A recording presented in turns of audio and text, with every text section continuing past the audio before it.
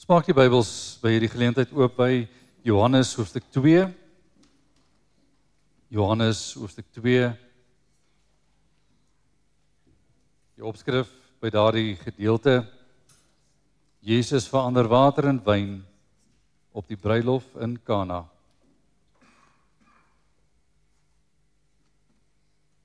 Jesus se bediening word gekenmerk aan 'n Godsopenbaring, met ander woorde dat wanneer hy bedien hy nie soos enige iemand nie, maar soos die Seun van God alleen kon bedien. En ons moet hom raak sien as die Seun van God. En in sy goddelike heerskappy moet ons ook sien wat hy doen. Voor ons hierdie gedeelte saam lees, kom ons bid saam.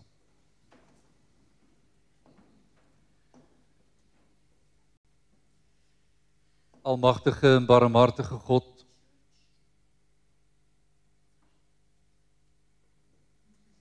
op die laaste dag van die ou jaar, kom ons as die kinders by mekaar in geloof. Ja, geloof dat U wat gegee het, U wat vandag gegee het, U wat hierdie jaar gegee het. Ons verwag ook 'n nuwe jaar vanuit hierdie hand, die Skepperhand. En is in hierdie hoedanigheid wat ons as gelowiges behoeftig om U barmhartigheid te mag ervaar, maar ook waar onsekerhede vir ons voorlê, dat U dit sal aanspreek. Waar ons nou die woord geopend voor ons het, is ons gebed, Here, dat dit wat ons nou lees, dat dit nie maar net 'n gedeelte is en 'n boodskapie moet maar gegee word, sodat ons die ou jaar maar net kan afsluit op 'n gewoonte of 'n manier nie. Ons wil graag, Here, in U teenwoordigheid intree, en om in U teenwoordigheid te mag staan, is die voorreg van voorregte. U teenwoordigheid is noodsaaklik vir ons om te weet, U is met ons. U is Immanuel, deur die Gees wat met ons is. Daarom bid ons nou dat U Gees ook kragtig sal werk, dat ons kan hoor wat U vir ons sê. Dit bid ons in Christus Jesus naam, ons koning. Amen. Johannes 2 vanaf vers 2. Vanaf vers 1. En op die 3de dag was daar 'n bruilof te Kana in Galilea. En die moeder van Jesus was daar. En Jesus en sy disippels was ook na die bruilof genooi. En toe daar wyn kort kom, sê die moeder van Jesus vir hom, hulle het geen wyn nie. Jesus sê vir haar, vrou, wat het ek met u te doen? My uur het nog nie gekom nie. Sy moeder sê vir die dienaars, net wat hy vir julle sê, moet julle doen. En daar het volgens die reinigingsgebruike van die Jode 6 klipkanne gestaan, wat elkeen 2 of 3 ankers hou. Jesus sê vir hulle, maak die kanne vol water. En hulle het al tot bo toe vol gemaak. En hy sê aan hulle, skep nou uit en bring dit vir die hoofdienaar. En hulle het dit gebring.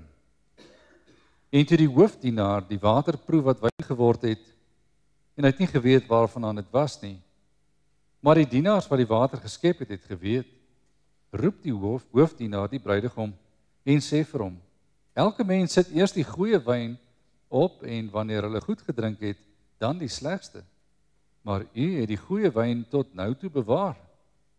Hier die eerste een van sy tekens het Jesus te Kana in Galilea gedoen en hy het sy heerlikheid geopenbaar en sy disippels het in hom geglo. Daarna het hy na Kapernaum afgegaan, hy en sy moeder en sy broers en sy disippels, en hulle het daar nie baie dae gebly nie. Ek herhaal vers 11. Hierdie eerste een van sy tekens het Jesus te Kanaan in Galilea gedoen, en hy het sy heerlikheid geopenbaar, en sy disippels het in hom geglo. Geliefdes in ons Here Jesus Christus, die ou jaar word gekenmerk aan vreugde, blydskap. Sommige is bly dat die jaar verby is wat sleg was. Sommige is bly dat hulle 'n nuwe blaadjie kan omslaan om te probeer vergeet van dit wat hulle nie meer wil onthou nie. En 'n nuwe blaadjie is altyd beter as die terugblaai van die ou blaadjie. Dit wat ek nie graag wil onthou nie, lê baie keer aan die ander kant van die bladsy. Sommige is bly oor die nuwe jaar, oor dit nuwe uitdagings bied. Kinders sien altyd uit na 'n volgende graad. Studente sien uit na die studiejaar. Waarna sien ons uit? Waarna sien ons uit? Wat is die ou jaar vir ons? En wat hou die nuwe jaar vir ons in? Is daar goed dat ons graag wil vergeet, waarvoor ons nie wil terugblaai nie?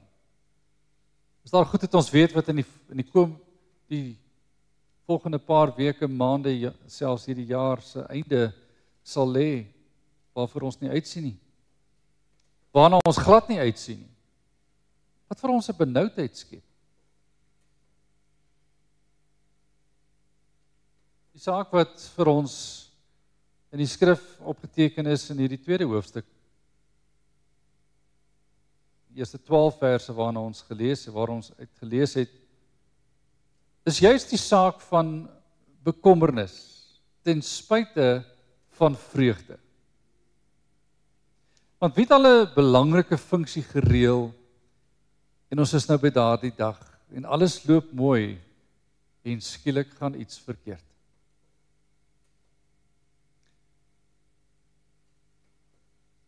Gewone funksie kan ons dalk aanvaar, iets gaan maar verkeerd, maar by 'n bruilof en 'n bruilof in hierdie tyd, groot drama. Dis nie 'n eendag gebeurtenis nie, dis 'n multidae gebeurtenis, soms 7 dae wat die bruilof duur. En die saak wat hierdie bruilof 'n krisis maak, is die feit dat een van die hoofbestanddele van die vreugde nie daar is nie. Wyn. Nou, iemand sal vandag van sê my, hoeveel wyn het julle nodig? Wyn is daarom 'n moeilike ding om baie van aan te hou. Dis dan so duur. Ons moet wyn verstaan in die eerste eeu. Wyn was altyd verdun. Baie keer tot 1/3 verdun. Dis 'n baie flou wyn. En as jy sterk drank gedrink het, het jy die wyn suiwer gedrink. Maar as jy 1/3 van die sterkte gedrink het, het jy maar baie flou wyn gedrink. Dit is met water verdun. En dit was algemeen. En wanneer die wyn opraak by die bruilof, het niemand iets om te drink nie, maar dis wat hulle gedrink het.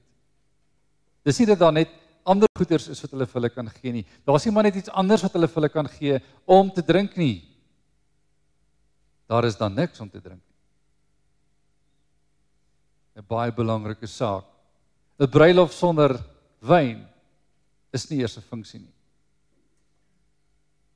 Dit skets die krisis. Wanneer 'n bruilof in die eerste eeu gevier word, was daar ook nie min mense nie. Ons het vandag as ons 'n bruilof reël, en hier is wat bruilofte moet reël. Teenwoordig. En as ons 'n bruilof reël, dan kyk ons na die gastelys en ons nooi gewoonlik net die naaste familie en dan so 'n paar mense. Hierdie bruilof het baie gaste gehad. Om die krisis groter te maak is die feit dat jy so baie mense daar het. Jy kan nie droog maak met die reëling van 'n bruilof nie, en wie is verantwoordelik? Die bruidegom is verantwoordelik. En die krisis lê op hom. Baie vrae word nie geantwoord in die teks nie. Hoekom is Maria daar? Hoekom is Jesus daar?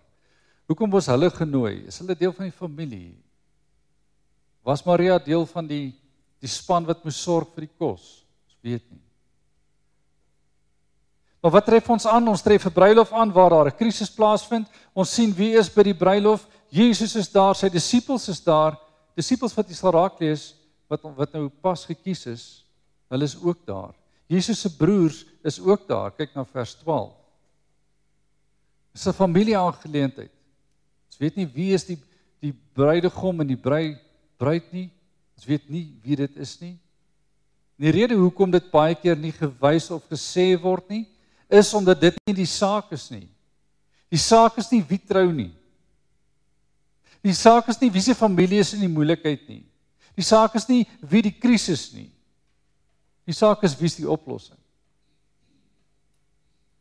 En dit moet ons raak sien wanneer Jesus aan die einde van hoofstuk 1 getoon word, en dis 'n belangrike deel van hierdie geskiedenis. As die Here Jesus sê van nou af sal jy die hemel geopend sien,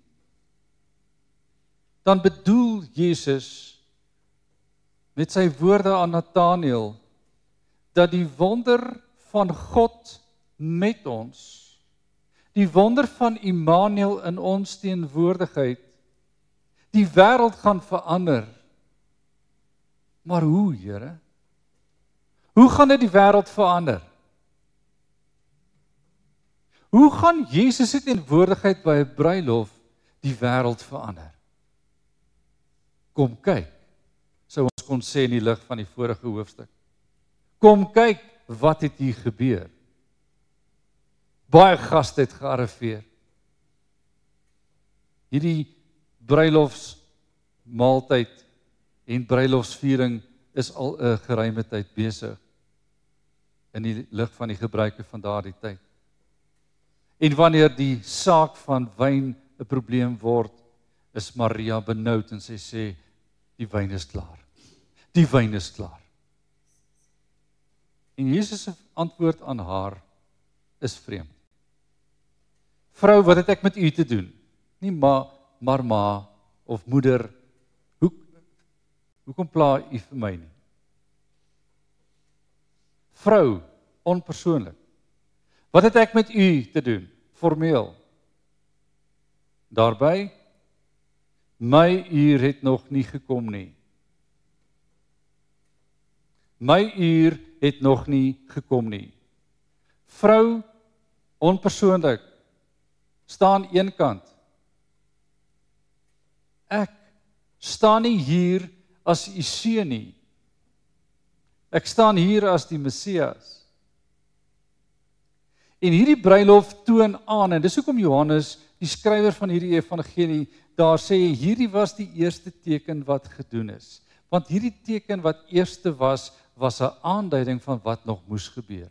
Dis soos daardie oes waar ons in die graanland instap, en ons pluk die eerste van die oes, en ons kyk, ons vat daai mieliekop en ons maak hom oop, en ons kyk na die pitte en sê, nee wat, hierdie lyk na 'n goeie oes, want dis hoe die eerste een lyk. Wanneer Jesus kom, is dit soos die eerstelingsoffer wat hy kom toon. Wat kom toon hy? Dat daar 'n bruilof, 'n gewone saak in die geskiedenis van Israel, Nuwe Testamentiese Israel. 'n gewone saak vind plaas. Gewone mense is daar, behalwe een wat nie gewoon is nie. Almal het hom leer ken as een van die broers. Almal het hom leer ken as Maria se seun.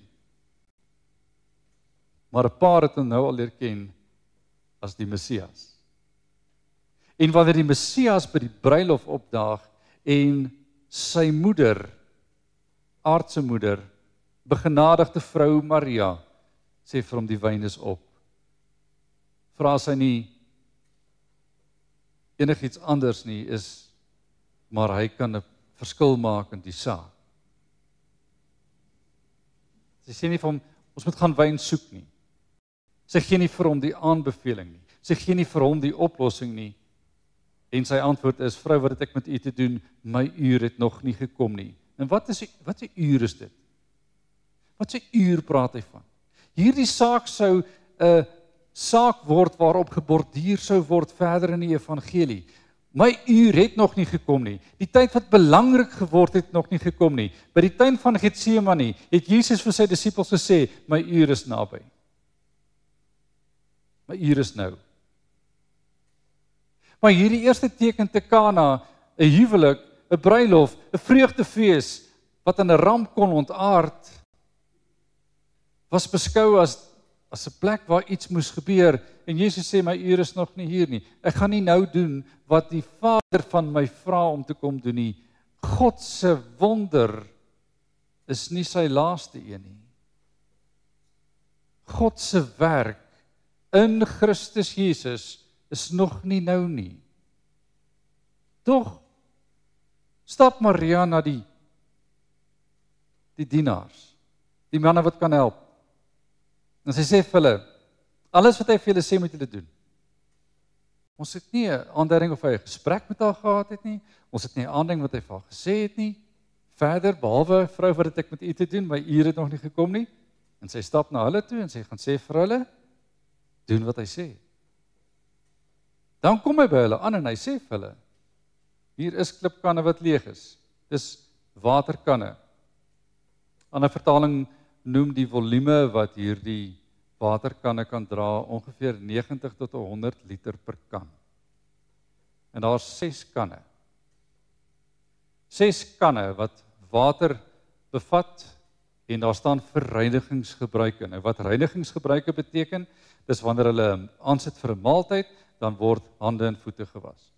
Jesus het byvoorbeeld sy disippels se voete gewas as deel van 'n reinigingsgebruik. Dit ken ons. En dis daardie doel wat hierdie waterkanne voor was, nie vir iets anders nie, nie drinkwater nie, waswater. En hy sê, vat hierdie waterkanne en gemaak hulle vol. Hulle gaan en hulle gemaak het vol. En dan moet hulle wat doen? Jesus sê van vers 7, maak die kanne vol water, vers 8, skep nou uit en bring dit vir die hoofdienaar en hulle het dit gebring. Nou proe hy die water. Want dis nie meer water nie. Hierdie water het verander in wyn. Maar wat 'n wyn? Kyk na vers 9. Toe die hoofdienaar die water proe wat wyn geword het, het hy nie geweet waarvandaan dit was nie, maar die dienaars wat die water geskep het geweet. Wel, ons het gewone water geskep op die plek waar ons gewoonlik water skep. En hier is die water. Hier is nie meer water nie, mense. Ons het te doen met 'n ander saak wat hier gebeur het. Ons het nie meer water hier nie. En die hoofdienaar is verbaas, verstom. Hy krap sy kop van verbasing, want iets het nou gebeur wat, dis nie 'n gewone ding nie. Hy roep die bruidegom. En hy sê vir hom, hoekom het ons sulke goeie wyn wat ons nou bedien? Hy moes geweet het van die wyn wat opgeraak het, en hy was bewus van die kwaliteit van daardie wyn. En die wyn wat hy nou gekry het, is wyn wat nie in daardie kwaliteitsraamwerk is nie. Dis wyn wat in 'n baie beter kwaliteitsraamwerk is. En nou is daar 'n gebruik. Elke mens sit eers die goeie wyn op, sê vers 10, en wanneer hulle goed gedrink het, dan die slegste. Nou goed gedrink beteken dat, as jy nie noodwendig dronk dan nie. Want dronkenskap was 'n saak wat die Jode nie aanvaar het nie. Daarom was die wyn altyd verdun. Maar wanneer hulle genoeg gehad het, dan sit hulle die slegste. Maar jy draai dit nou om. Hoekom los jy hierdie goeie wyn vir laaste? En hierin lê die sleutel van die gedeelte. Wanneer Jesus wyn bring, vervang hy nie maar net of hy vul maar net aan in dit wat hulle het nie. Die beste van die wyn wat daar was die wyn wat hulle kon bekostig, waarskynlik die wyn wat hulle kon verskaf. Wyn wat menslik gesproke die beste was van wat hulle kon gee. Maar wanneer Jesus wyn bring, is dit super. hoogste kwaliteit. Die beste wat die hemel kan gee. Want wanneer die Skepper God besig is met vervanging, gee hy nie vir jou halfprys nie. Hy gee nie vir jou halwe kwaliteit nie, en hy gee nie vir jou 'n nagemaakte weergawe nie. Hy gee vir jou die oorspronklike. Hy gee vir jou die beste. Hy gee vir jou die nuwe wyn. Hy gee vir jou die beste wyn. En hy maak dus van hierdie bruilof, en nou kan jy vir jouself dink, 6 kanne vol, skielik is al 600 liter van die beste wyn. Van die beste wyn. En ons weet nie hoeveel tyd is oor op hierdie bruilof nie, maar skielik het hierdie bruilof verander in 'n bruilof geïnspireer en verhoog in waarde deur die lam. En nou hoor u die refrein.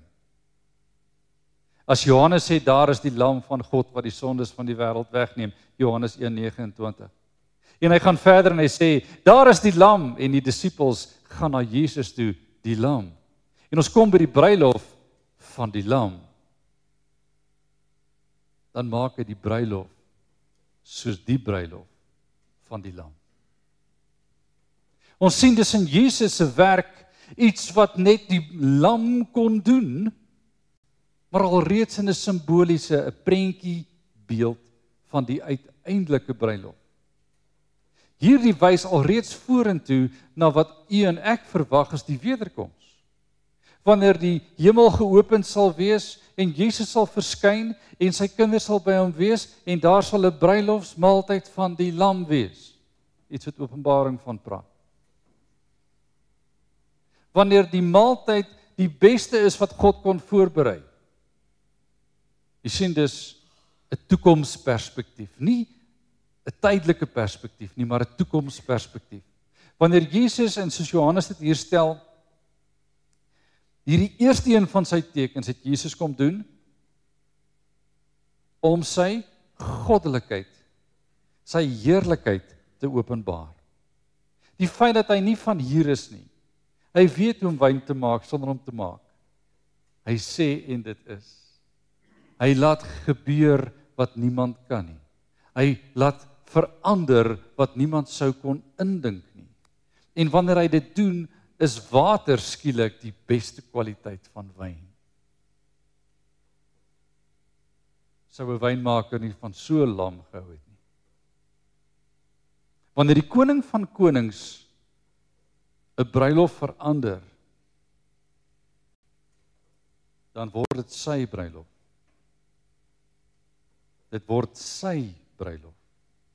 Want dis wat u en ek moet verstaan in ons lewe. Jesus kom en vat 'n probleem wat op aarde 'n maklike probleem is om in te val. 'n Maklike probleem om te kry. Ons het beplan, maar het meer mense opgedaag. Ons kon nie voorsien nie. Jesus het dieselfde probleem gekry. Hulle het nie beplan hoeveel mense kom luister nie, maar 5000 moes brood kry. En hulle kry. 'n Bruilof moet plaasvind. Gaste daag op, meer as wat daar waarskynlik moes, maar hy voorsien die wyn. Hy voorsien die behoeftes van die dag. Wanneer u en ek ons probleme vir ons tyd probeer uitsorteer, is sommige probleme elementêr, gewone probleme. My geld is te min. My rekeninge is te veel.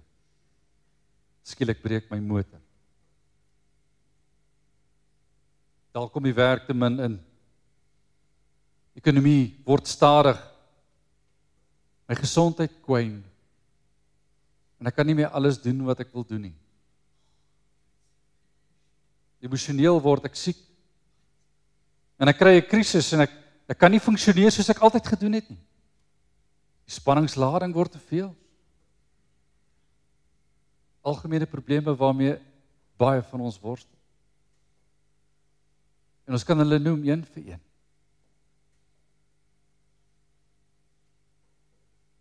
Wanneer Jesus deel is van my beplanning,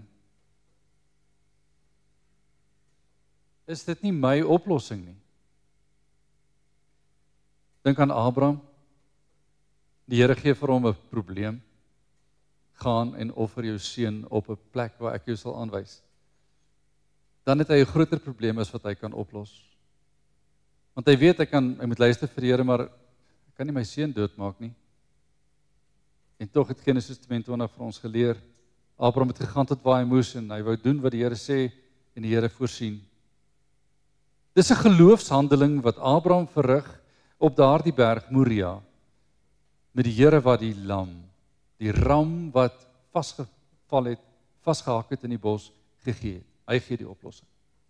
Ons klim die berg met alles wat ons nodig het vir die offer, maar die Here voorsien. Jakobus sê, wanneer ons beplan oor die toekoms, Jakobus 4, dan moet ons die woorde, as die Here wil en ons lewe byvoeg. Want ons kan beplan en die datums bereken, ons het elke dag beskikbaar, ek kan vir jou hierdie tyd geleef gee, ek kan vir jou hierdie tyd geleef gee, ek kan presies weet wat ek wil doen, ek kan my troue beplan.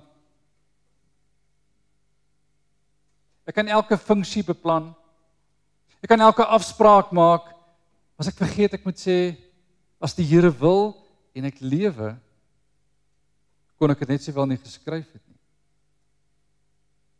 Want die toekoms lê in die hand van hom wat die datums bepaal het. En wat die datum kan verander in die bruilofsmaaltyd van die lam. Soos hy hierdie dag gemaak het. Wanneer Jesus met ons op weg is, en dis wat die ou jaar vir ons impliseer. Ons het nie noodwendige probleme as ons die jaar begin nie. Hoe lank vat dit voor ons probleme het? Jesus sê self in Matteus 6, elke dag het genoeg aan sy eie kwaad. Elke dag het genoeg aan sy eie kwaad. Hoe lank gaan ons wag voor ons moeilikheid het? Dalk hier by die tweede rond, dalk die derde, dalk die vierde, teen die einde van die 7de, weet ons al hoeveel moeilikheid ons het. 'n jaar is nog lank. Week 1 van 52 is verby. En dan? Wanneer ons die nuwe jaar betree, het ons die datums bereken, die bruilof is gereël. Ons het opgedaag. En dan? Onvoorsiene omstandighede het ons getref. Wat maak ons? Dan soek ons vir Jesus en sê, ons probleem is so. En dan moet hy sorteer. Moet hy homself weer verheerlik, sodat ons weer kan glo? Of het hy homself klaar verheerlik, dat ons weet, maak nie saak hoe die dag is nie, as die Here wil in ons lewe, sal dit of dat gebeur, as dit binne sy wil is. Dit was sy wil om hulle op hierdie dag te help met die beste wyn. Want God weet wat om te doen wanneer. Weet ons? Wanneer ons lewe meet aan hierdie beginsel van, wat gaan Jesus met my dag maak? Wat gaan Jesus met my week maak? Wat gaan Jesus met my lewe maak? Is ek soos hulle wat die kanne neem en dit gehoorsaam vol water maak sonder om te weet hoekom? Want dis klaar beplan. Hierdie water sal wyn wees as jy terugkom. Hoe weet ons? Hoe weet ons hoeveel wyn gaan ons hê? Hoe weet ons hoeveel oplossings gaan ons hê? Ons weet nie. Kan jy sien, ons gaan die toekoms in? Wat sê Hebreërs 11? Wat is die sien van iets wat ons nog nie sien nie? Dit word genoem geloof. En dis hoekom ons hier sit vanaand, want ons weet nie hoe lyk môre nie. Ons sit hier vanaand vanuit geloof tot geloof. Ons gaan bruilof toe, want ons weet ons gaan bruilof vier. Jesus het dit die beste bruilof van alle bruilofte gemaak. Party het nie eens geweet daar was 'n wyntekort nie. Hulle het net geproe aan die beste. Die benoudheid van Maria en die vreugde van die bruidegom was die tekens dat Maria se krisis my krisis is. Ons weet nie wat gaan ons doen nie. En wanneer Jesus nie sê ek gaan dit nou vir jou doen nie, maar sê my uur het nog nie gekom nie. Hoe weet ek wanneer gaan hy dit doen? Ek weet eenvoudig nie. Wanneer wil hy dit doen? Wanneer hy wil. Mag dit ons uitgangspunt wees wanneer ons kyk na die maaltyd wat hier moes plaasvind. Die bruilof wat 'n bepaalde karakter moes hê. En Jesus het dit verhoog tot 'n feesmaal karakter.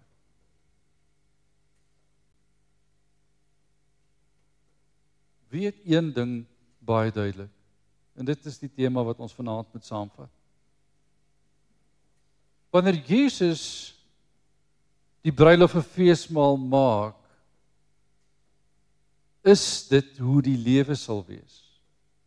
Maar nie die een wat nou moet plaasvind nie, maar die een tot in ewigheid. Ons kyk elke jaar net na die volgende jaar. Maar hy kyk na die ewigheid. Ons kyk na wat ons kan verstaan, 365 dae, en dis eintlik te veel. Ons kan baie keer net een dag sien. Hy kyk na die lewe tot in ewigheid. Mag ons besef dat die God wat 'n bruilof en 'n feesmaal kan verander, die ewigheid in beheer het.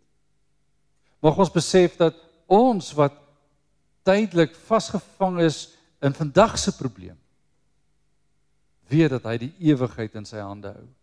En dat môre se probleme reeds in sy hande is. En is hierdie God wat ons verheerlik. En dis Jesus, die lam, en die bruilof van hierdie lam, is die bruilof waarna ons uitsien. Hou vas. 1 jaar is 'n kort tyd. As jy dit beleef het soos ek dit beleef het hierdie jaar, dan weet jy hoe waar is Psalm 90. Dat tyd in 'n oogwink verdwyn. En dit voel soos verlede jaar. Gister. Selfde tyd, selfde plek. Waar is die jaar heen?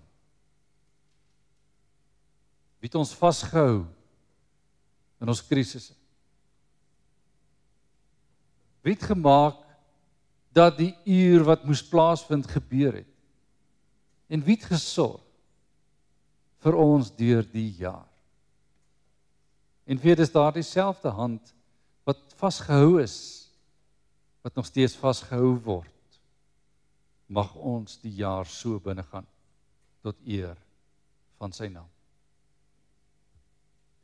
Amen. Ons gaan nou saam bid. Ons gaan eers geleentheid gee vir stil gebed. Kom ons raak stil voor die Here.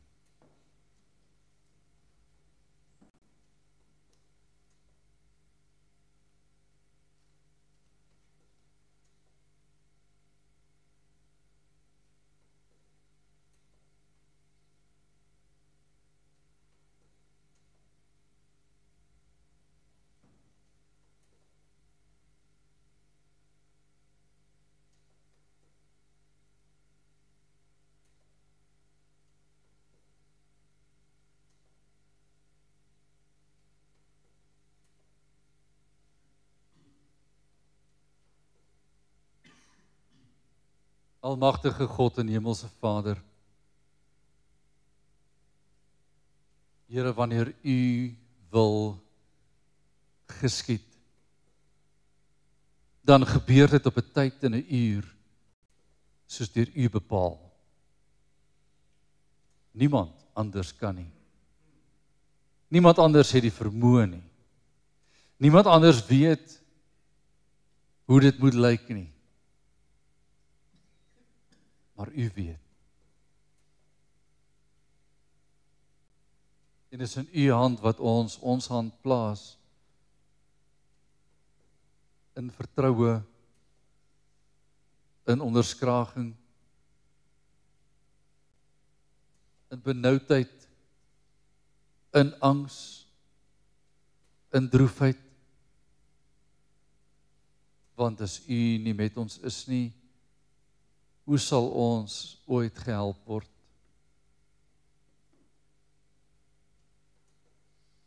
Daarom dra ons elkeen op aan U, wat in hierdie oujaarsaand in benoudheid leef.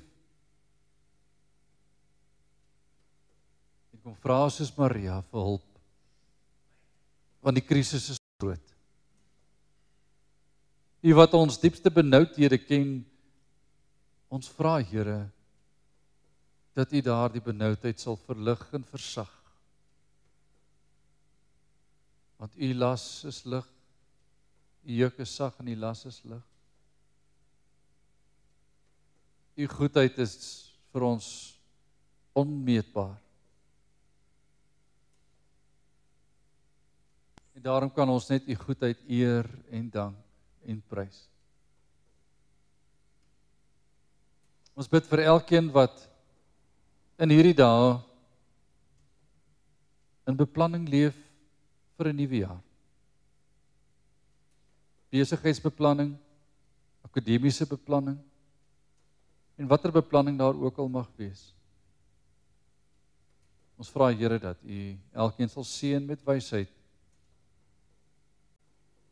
Laat ons in U vreugde ware vreugde vind. In Jesus naam. Amen.